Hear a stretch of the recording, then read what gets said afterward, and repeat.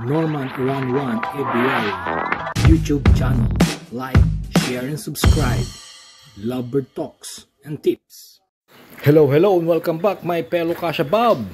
At welcome sa channel ko, Norman Iran 1. Tayo na para sa shoutout kay Emmanuel Acosta. Yubab Meni Ebiari, Mag-ibon ng Muntinlupa Exclusive, Kuya Joms TV, at kay Fred Morga. At ang topic po natin sa araw na to, yung mga inakay po mga Kashababs, ating pong i-check isa-isa. Tulad po nito, yung back-to-back na opaline po natin, ayan po yung kanilang anak, napisa na po. Tatlo pong opaline, mga anak po nila. Yung isa, nililimliman po niya mga Kashababs. At yan po yung 3 scoop. Kung sakaling wala po tayo, yung pong ibibigay ng ating tagapakain. Dito naman, yung parisang Par Blue Split Opa, saka Green Ewing Opaline Sable Split Par Blue. 4 po ang anak.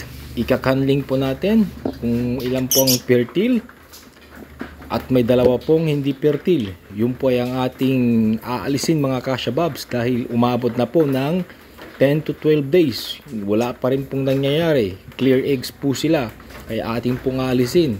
At iwan lang po natin yung 2 fertile na itlog. At yun po ang kanilang lilimlimin ulit mga Kashababs.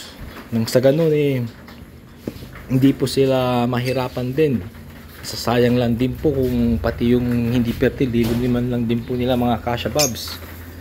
Lipat ulit po tayo mga Kashababs. I-check ulit natin yung ibang mga nest box kung ilan na po yung mga itlog.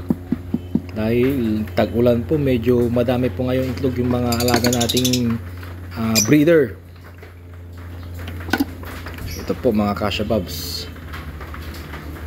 Finally, second clutch po nitong parisang po natin na Par Blue Split Opa saka Green Opaline. Ayan po, nagkalat po yung itlog. Wala kasing nesting material. Lalagyan po natin yan ng nesting material mga Kashababs.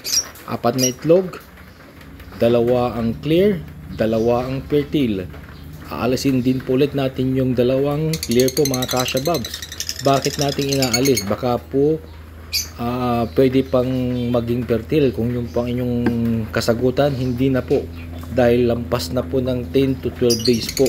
Kaya dadalawa lang po talaga ang fertile na itlog. Sila po yung may mga pula-pulang ugat-ugat kung nakikita nyo. Fertile po yun. Ginamitan po natin ng flashlight. Kinatawag po yun na candling method mga Kashababs. Ito po yung parisan na pong yun.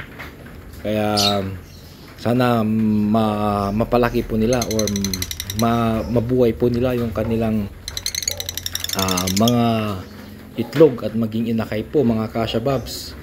Sana magkaroon po ng Par Blue dyan, saka Opaline. Mga basic lang po yan mga Kashababs, pero madami naman po sila.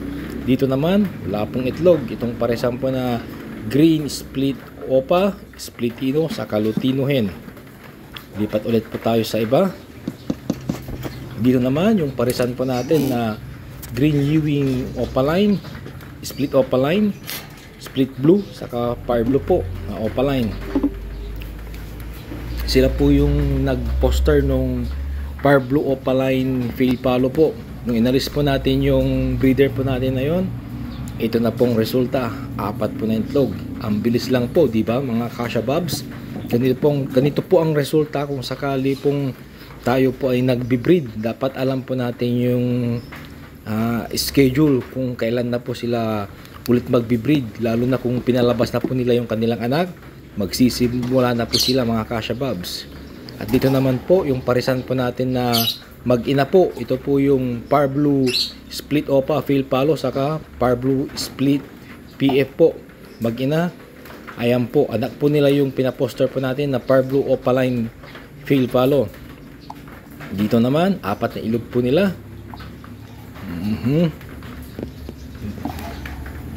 2, 3. Mukhang may 3 pong fertile mga Kashababs, kaso hindi po muna natin alisin yung pang-4. Baka po kulang lang po ng ilang araw mag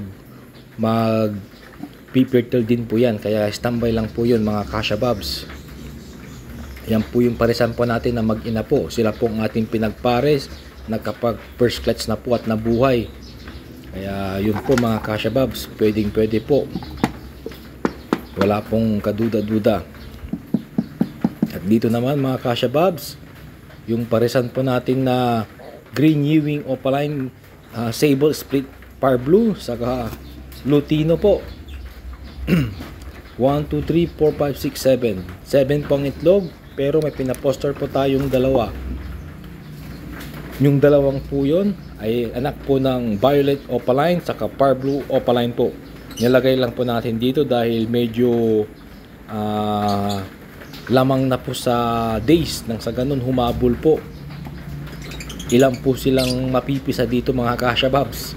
Susubukan po natin kung kaya niyang buhayin ng 7 itlog. Lahat po yan mga kashabab fertile po.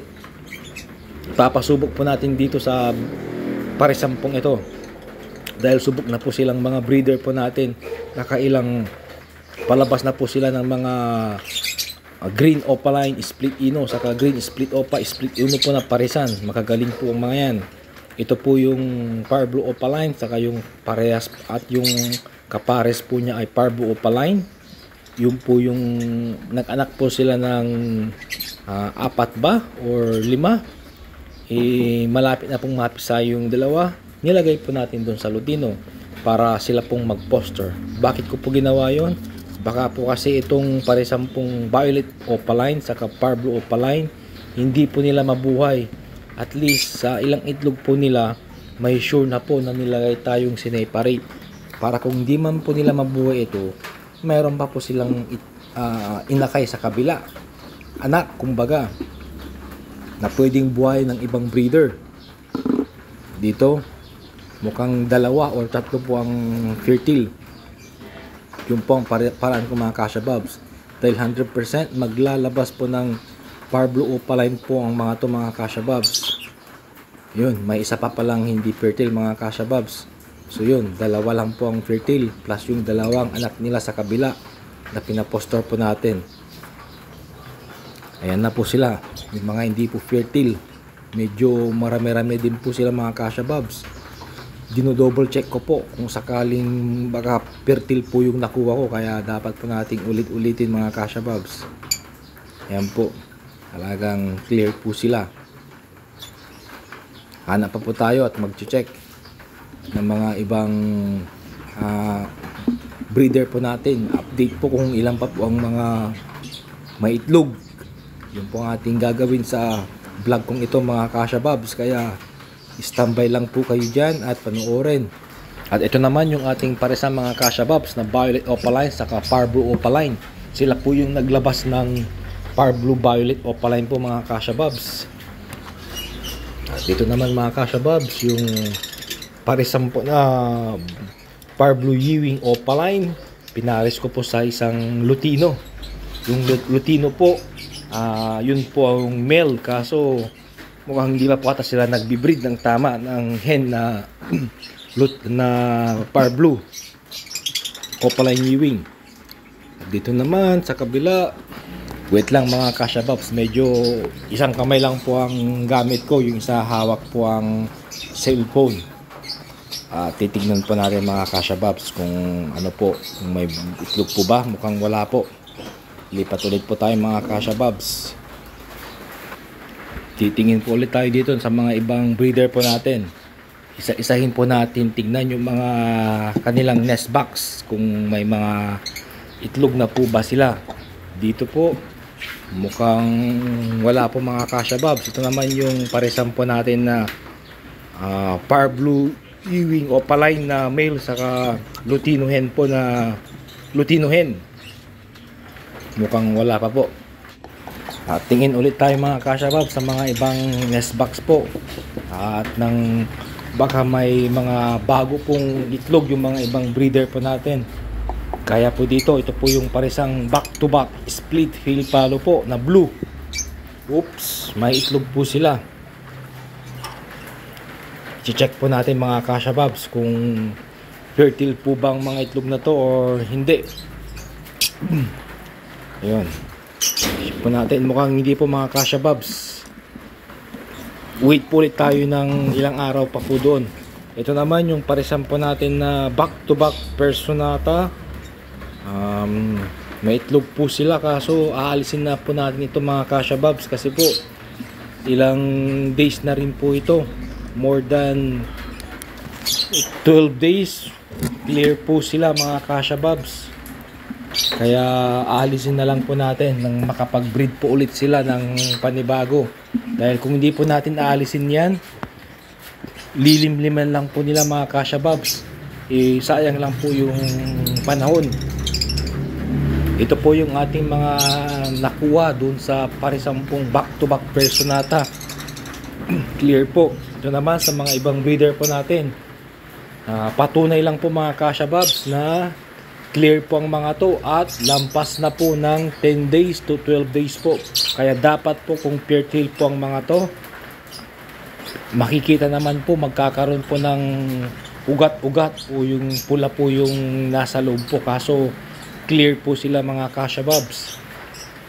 Ito po ang isang pamamaraan para ma-check po natin at hindi po masayang ating panahon na nililimliman lang po nila. Ito naman po yung parisang pong blue Fail Fallow saka blue violet Ewing Opaline split Fail Fallow po. Maitlog po sila, tatlo mga Kasha Bobs. Ayun po, nasa loob po yung kanilang itlog, kaya fertile po yung tatlo, kaya best quality po to.